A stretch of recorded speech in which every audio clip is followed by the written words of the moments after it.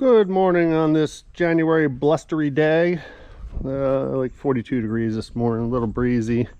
Not too bad, but today we're gonna do an oil change on the old girl. We tend to do it between every 4,000 and 5,000 miles. I use Rotella T5, which is a semi-synthetic. I can't reiterate enough on these 7.3s how critical oil changes are. With the Huey injection system, it's got a high pressure oil pump and it feeds the injectors. So once the injectors start losing their viscosity because of the oil breaking down, the injectors don't fire as well as they're supposed to. So you can, start losing fuel economy, start running bad. I've never had that issue because I'm very meticulous with oil changes, but that's what happens with these. And some people say the 7.3 thrives on neglect, which I've heard. And one thing about a 7.3 is you can't run it out of oil, because once it gets below a gallon on oil, it'll pretty much stop running. So you can't ever run it low on oil. So this is everything we use. 4 gallons of Rotella. It's actually 15.5 quarts. That's what it calls for. I put 16 in, 4 gallons. It's a 7.3. It's going to drip. It's going to do its thing. 7.3s usually leave their mark. It's just very common. I use Motorcraft filters only. Motorcraft FL 1995. Get it at Walmart or get it online. It's like 23 bucks. Motorcraft fuel filter 4596. Same. I don't think you can get it at Walmart, and I usually buy it online. It's about 36 bucks. I use synthetic grease, and big thing is have a big enough drain pan. These trucks hold a lot. They're big girls. They have a lot of oil in them, and you need something big to hold all that. But we use a big style oil filter. You can use an open end or whatever. Mine is 3/4. Most of them are 7/8 or 3/4. I use a 1-inch socket to take the fuel filter cap off, and 7/16 to take this cover off. I just zapped that off with my little impact, and a pair of gloves, a rag, and a good funnel. As you can see, mine's been taped up, but I've had it for years.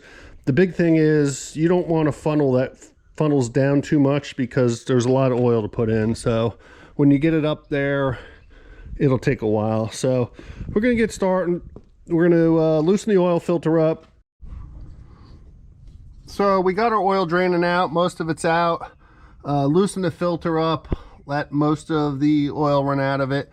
The filter does hold 2 quarts. It's a very large filter. Some people like to pierce the filter and drain it.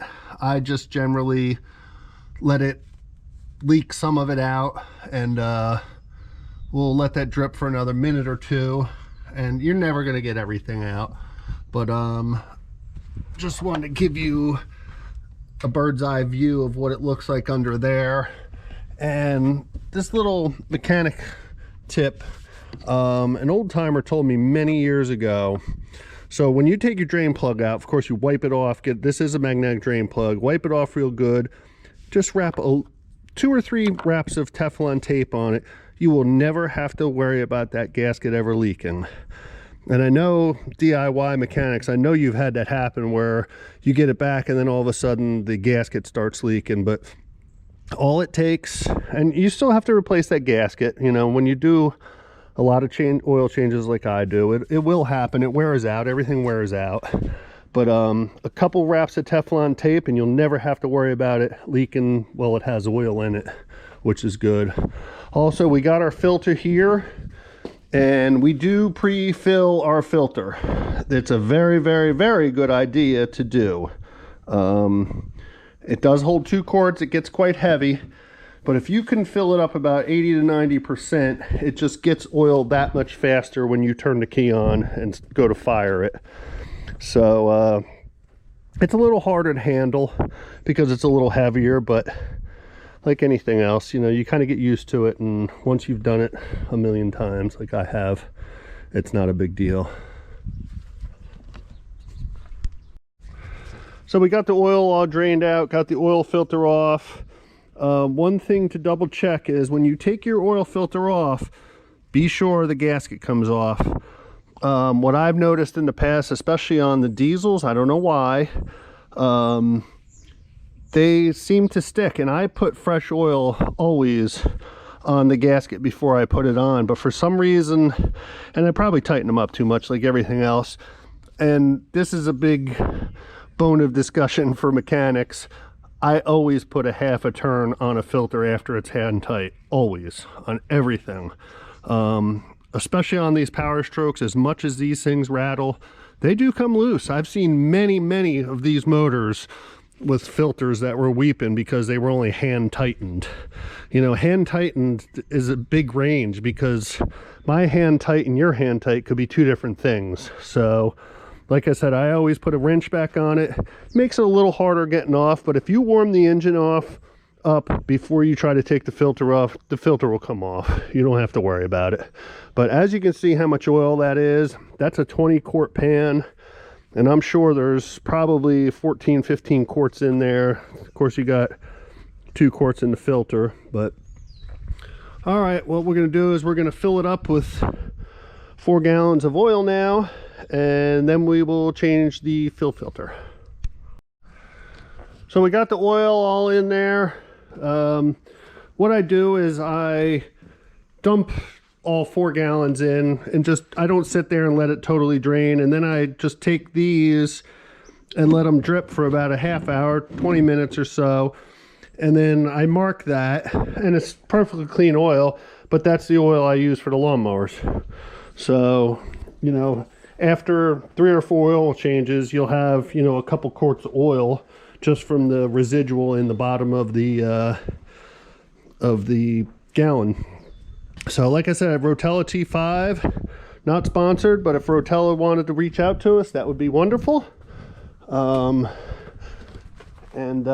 me show you with this oil filter. Let me get this just blew away. It's getting a little breezy. So what we did was we took this cover off, and then we used the 1/2-inch drive.